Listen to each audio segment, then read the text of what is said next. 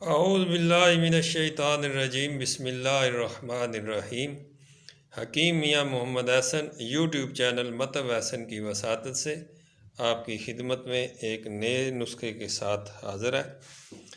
आज का नुस्खा पहले भी मैंने पोस्ट किया था, शेयर किया था फेसबुक पे और बनाया भी था।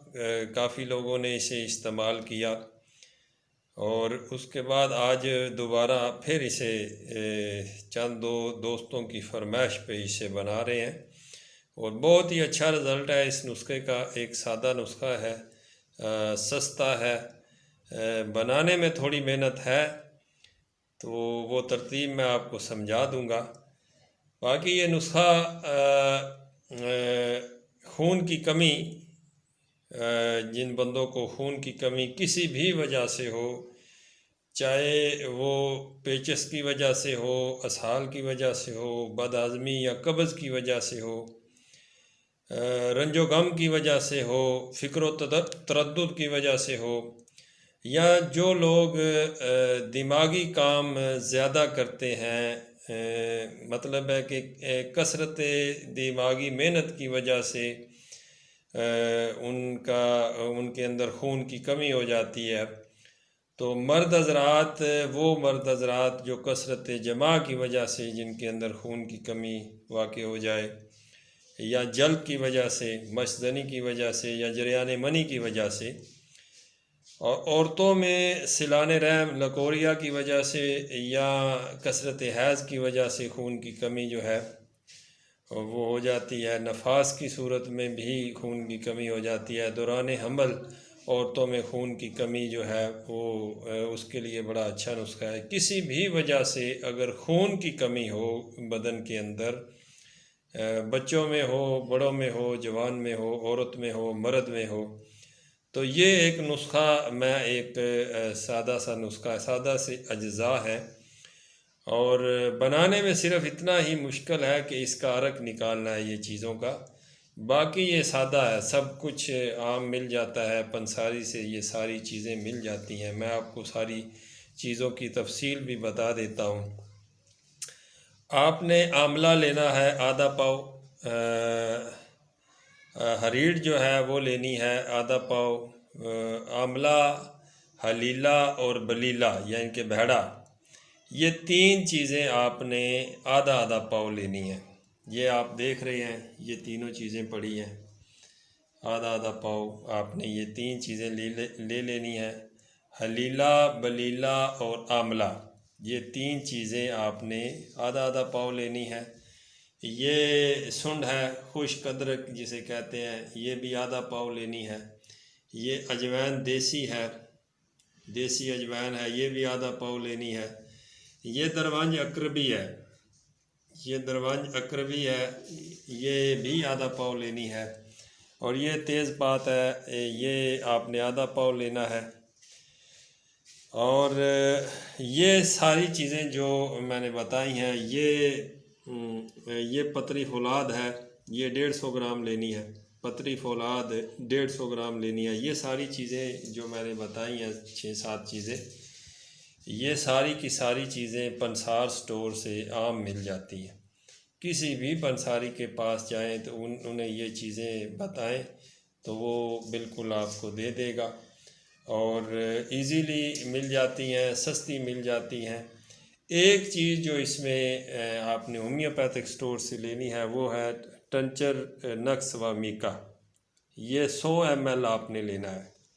टंचर नक्स व मीका मैंने मसूद कंपनी का लिया है, तो आप जर्मनी का भी इस्तेमाल कर सकते हैं। मसूद का इस्तेमाल करें, मैं तो इसे ही पिछली दफ़ा भी इसे ही इस्तेमाल किया था, इस दफ़ा भी यही लाया हूँ। तो ये भी होम्योपैथिक स्टोर से आपको मिल जाएगा। 30 ml का एक ये ड्रापर होता है, तो ये 4 ड्रापर आप लेंगे तो 120 ml होगा, लेकिन ये है कि चौथे ड्रापर से आपने 20 ml बचा लेना है। इस नुस्खे के अंदर आपने 100 ml ही डालना है। अब नुस्खे की तरतीब मैं आपको समझा देता हूँ कि ये पतरी फौलाद और टंचर नक्स व मीका के अलावा ये सारी चीज़ें तेज़पात और ये हलीला बलीला आंवला और सूंड अजवाइन और दरवान जकर भी, ये सारी चीज़ें मोटा मोटा आपने इन सारी चीज़ों को कूट लेना है और 15 किलो पानी में इसको आपने एक जोश दे के 15 किलो पानी में इसको भिगो देना है। रात को भिगो दें और सुबह इसका आपने अर्क निकालना है 10 लीटर, 10 बोतलें जो हैं इसका अर्क निकालना है। अर्क आपने कुराम्बीक से निकालना है। ये मेरे पास कुराम्बीक है, हाँ ये पड़ी है, ये अर्क निकालने वाली है। ये गुजरांवाला से मैंने ली थी, ये 1500 रुपये की आम तौर पर मिल जाती है। ये 20 लीटर की है, इससे बड़ी भी मिल जाती है, इससे छोटी भी मिल जाती है। ये मैंने पिछले साल वैसे 1500 रुपये की ली थी, इतनी महंगी नहीं है, कोई लेना चाहे तो गुजरांवाला से वैसे मिल जाती है। मैंने भी किसी एक दोस्त को बोला था तो उसने ला के दी थी। कोई लोहार मार्केट है कि लोहा मार्केट है, वहाँ पे ये चीज़ें मिल जाती हैं। तो इसको आपने ये सारी दवाइयाँ को कूट के मोटा मोटा कूट के आपने 15 किलो पानी में भिगो देना है। इसी ड्रम में आप बेशक भिगो दें और एक दिन 24 घंटे यानी कि पड़ा रहने दें और उसके बाद इसका 10 लीटर आपने अर्क निकाल लेना है। 10 लीटर अर्क आपने इसका कशीद करना है इस कुराम्बीक के ज़रिए और उस अर्क में आपने 10 किलो चीनी मिलाकर 10 किलो चीनी मिलाकर उसका कवाम करना है।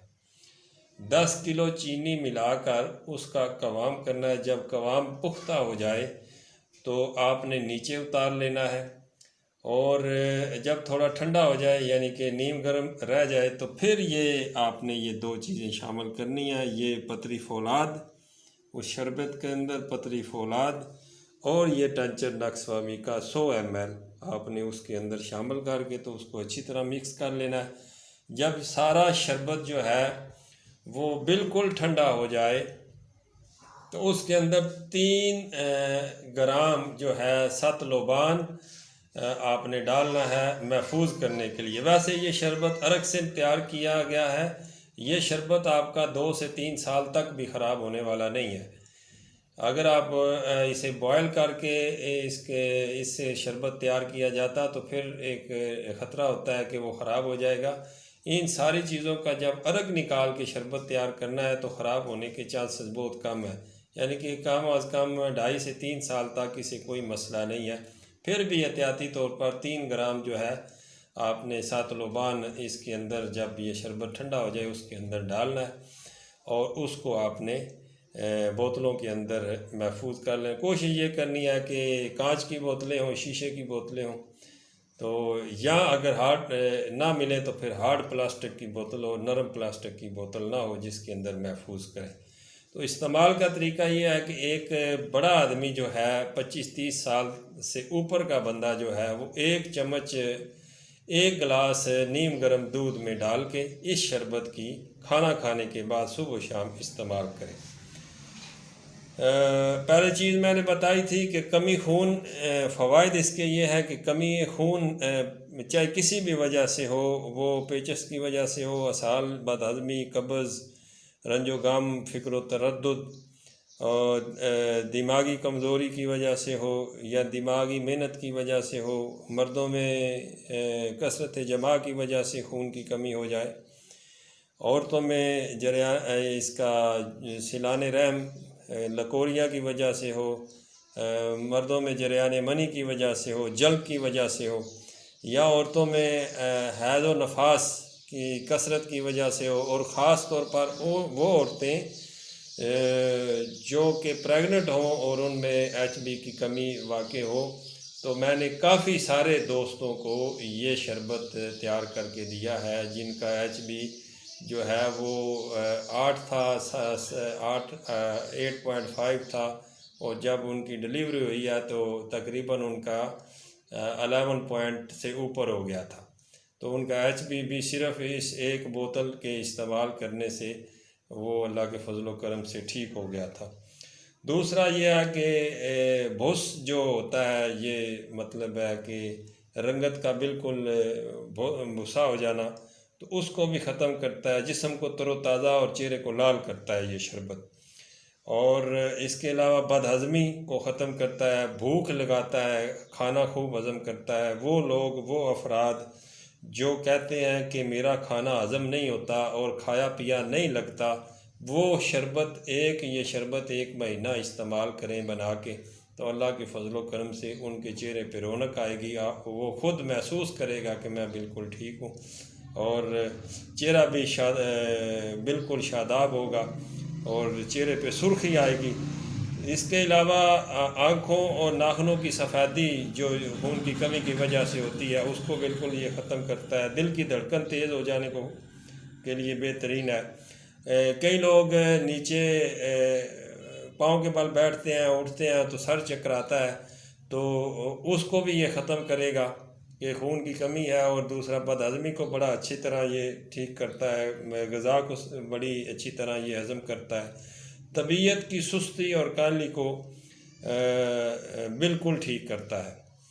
तो ये सारे फ़वाइद थे। सादा सा एक नुस्खा है, सिर्फ़ इसके अंदर ये जो है, आपने इन चीज़ों का अर्क निकालना है ये कुरान बीक से, या और भी किसी तरीके से आप निकाल सकते हैं। आम तौर पर घर की औरतें जो हैं वो देगचे के अंदर, बड़े देगचे के अंदर भी अर्क निकाल लेती हैं। तो थोड़ा बहुत ये चीज़ें मैंने तो एक एक आधा आधा पाव ली हैं। आप इनकी मिकदार कम भी ले सकते हैं, 20-20 ग्राम लेके थोड़ी मिकदार में आप तैयार कर लें तो 30-30 ग्राम कर लें। लेकिन ये है कि ये चीज़ फ़ायदेमंद है। अर्क की शक्ल में अगर आप इसे तैयार करेंगे तो बहुत ही मुफीद है। और ये है कि इसे एक दफ़ा की मेहनत है बनाने पे, एक दफ़ा की मेहनत आप अगर कर लेंगे तो इंशाअल्लाह बफ़ज़ल ताला आपकी रायगाह और ज़ाया नहीं होगी।